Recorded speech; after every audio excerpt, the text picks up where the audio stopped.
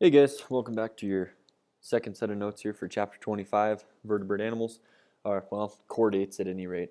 Last time we took care of some simple animals that were chordates that may or may not have had vertebrae. For the rest of the time, we're going to be looking at animals that have vertebrae, and just so it doesn't come as a surprise to you, we're going to be looking at this transition from aquatic habitats to terrestrial habitats and increasingly drier habitats as kind of our the evolutionary view of how these modern animals that all have vertebrae sort of came to be.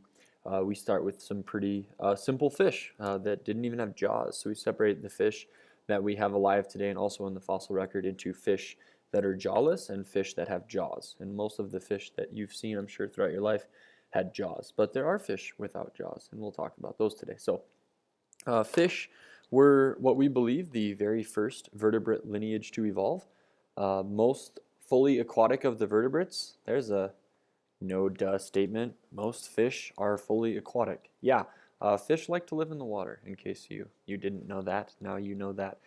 They rely on gills for oxygen exchange, except for when they don't. Some rely on lungs, and some rely on both, and that can get kind of weird. So our earliest jawless fish fossils date pretty long back there, 530 million years ago, and there's two lineages of jawless fish that survive all the way until today, and those are lamprey and hagfish, both of which are pretty disgusting. So this is a lamprey. It's got the eye, the gill slits are not covered by any sort of structure. Those are the same as in the embryo. Those gills maintain that same structure running down the side of the body. They don't have true teeth, but rather their mouth part here, which is kind of freaky, is made out of keratin. So think like a tough fingernail, basically.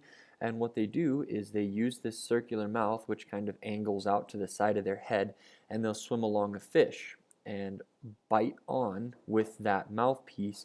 And then there's a mouth inside the mouth, which is equally disgusting, and that will work out of that mouth and scrape skin and meat out of that fish, and it will eat that fish. So it's, I don't know if you'd call it a predator or parasite, probably a parasite, but most of the fish that get infected with these lamprey bites are not going to survive very well. And so here you see a fish that had at one point two lamprey on it, and it didn't make it.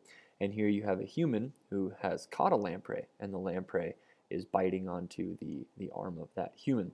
Lamprey are an important food source for people who live along the oceans. Native American tribes, for as long as we have account of them, have harvested lamprey because some lamprey species, like salmon, will spend their adult lives in the ocean, migrate up into streams to spawn like salmon do to reproduce.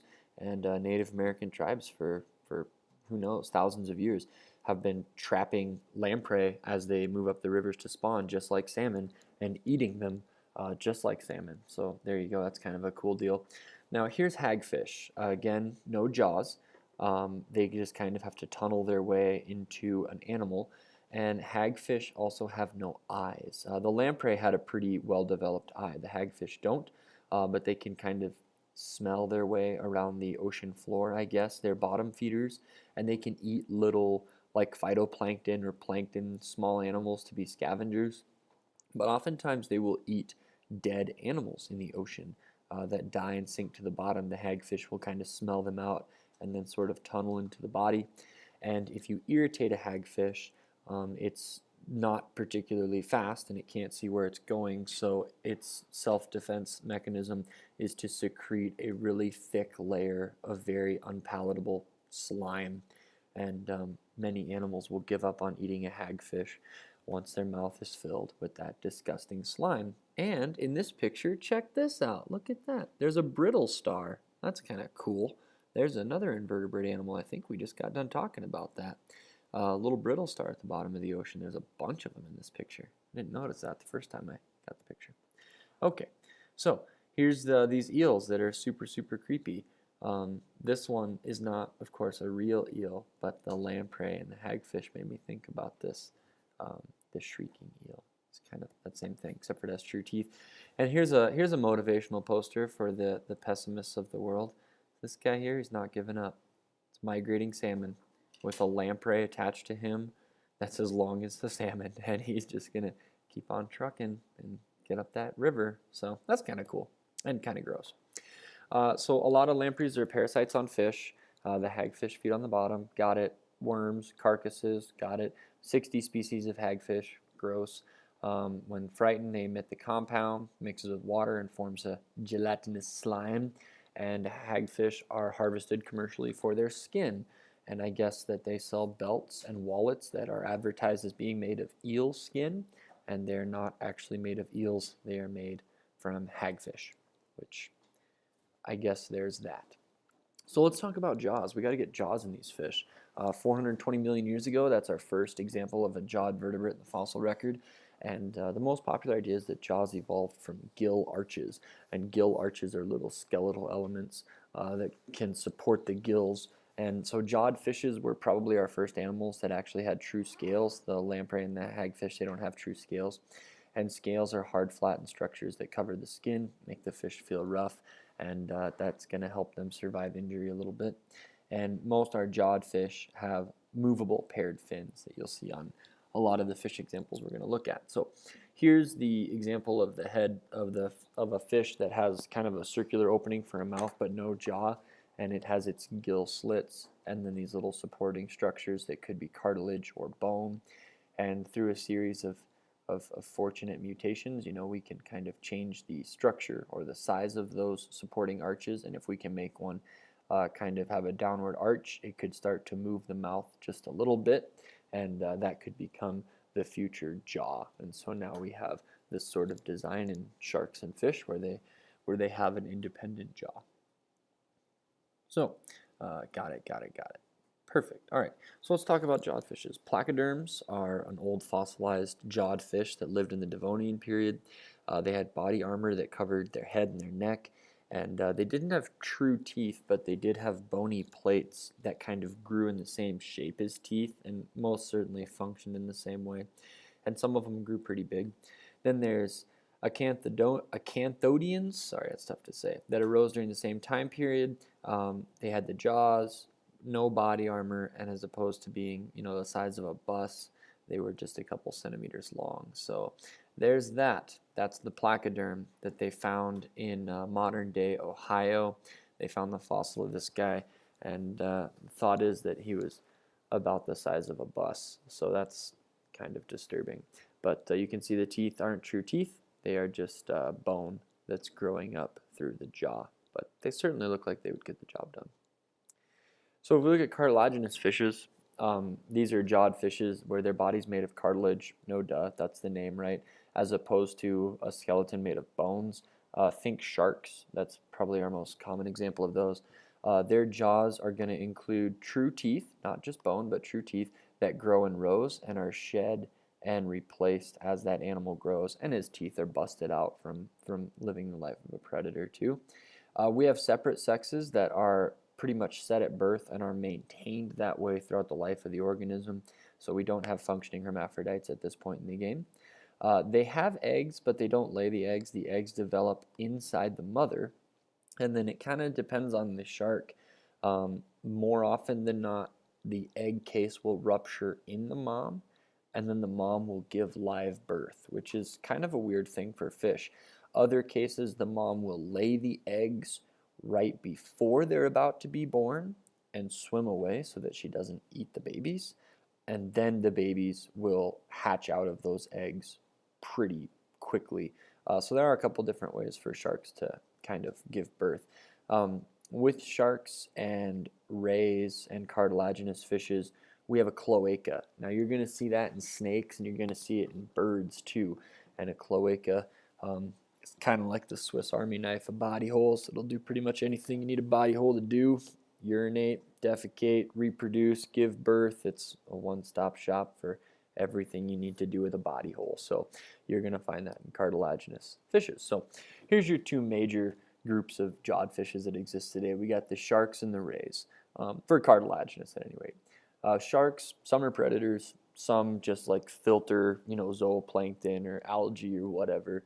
Some are scavengers that eat little invertebrates. Some strain plankton through the seawater like the whale shark. There's lots of different ways to get their food. Rays have a flattened body. with really large pectoral fins that make up all, most of the body really, and they're going to filter feed on plankton. They're not really predators, but they do have a big barbed tail that sticks out of the back that works as a defensive mechanism. Sometimes they're filled with venom. Sometimes they're just barbed bone, and that will, well, I can't say bone. It's cartilage. It's actually cartilage that can kind of stick into predators who are trying to bother a ray. And so let's transition into bony fishes. These guys have a true skeleton made of bone as opposed to just cartilage. And we have two major types. There's ray-finned fishes, which is pretty much everything you've ever caught or seen in your life. And then lobe-finned fishes, which are a little bit different. And so ray-finned fishes have these rays that run through their fins. So just think of bass and perch and trout and really everything that you catch, and that's a ray-finned fish. So in the adult, we have bone that replaces cartilage. We have gill slits beneath a really hard gill cover that's called the operculum, and they have really thin membranous fins that aren't particularly tough, as opposed to the shark fin or the ray fins, really thick and really tough. In our bony fishes, these guys have really thin fins that you can pretty much see through. And they also have inside of them this little hollow sac right here is called the air bladder or the swim bladder, and they can regulate how much air is in the swim bladder, and they can regulate their depth in a water column with that. So it's a super cool trick. Separate genders again, and these guys are actually going to have two openings. The ray-finned fish do not have a cloaca. They have two openings. One's the urogenital pore for reproduction, and then of course the anus for the digestive waste. And so you do get a little bit different body design there with these guys. Nostril, gills, eyes, brain, spinal cord, muscle, kidneys, all the things you think you'd need to keep the body in good shape. So if we look at lobe-finned fishes, these are really different. They have really thick, fleshy fins, tough fins, and there are bones inside those fins that can actually support a little bit of weight. And so there's two lineages that we know about, and those are the coelacanths and the lungfishes. Coelacanths are in the ocean, they're marine. We were pretty sure they were extinct for like 40 million years up until 1938. We found some in the Indian Ocean, we found some in South Africa at a seafood market, and people were catching them, and they apparently weren't extinct, and then scuba divers went down and found them, and sure enough, they're still alive, and those bones we thought would be so good for supporting weight actually just help the coelacanth swim along in underwater caves and really deep in the ocean. It apparently doesn't do much crawling with them. Freshwater lungfish, however, do have lungs instead of gills, and they must come up to breathe the air, and oxygen diffuses from lungs into the blood, so they are dependent on oxygen from the air as opposed to the water, which is kind of cool. So here's your ray-finned fish, goldfish, a type of carp, kind of cool. Flexible fins supported by the rays. You can see the rays running up and down the fin, and then the internal anatomy that I already showed you on the other diagram for the ray-finned fish. Now here's the lobe-finned fish. This guy is the coelacanth, and this guy is the lungfish. And so the idea with both of these, I mean, the coelacanth, he's got fins for days. There's a ton of them. But the idea with the lungfish is this guy, he gets this kind of flattened head, and he gets these bones inside of a fin that's quite a bit thicker than the ray-finned fish. And so the thought was, maybe with these bones and with this fin, he could basically do like an underwater push-up.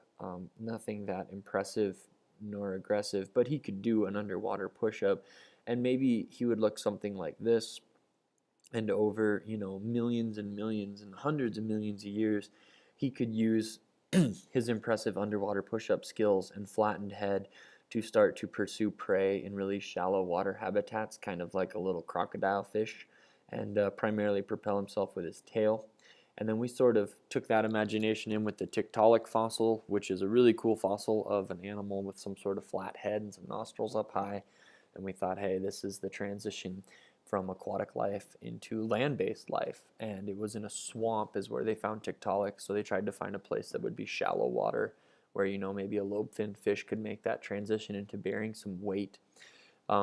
I'll let you kind of chew over that idea if you like it or not, but it is the most popular idea for how land animals came to be from water-dwelling animals. So we will save amphibians for next time. That's fishes. Thanks for your time.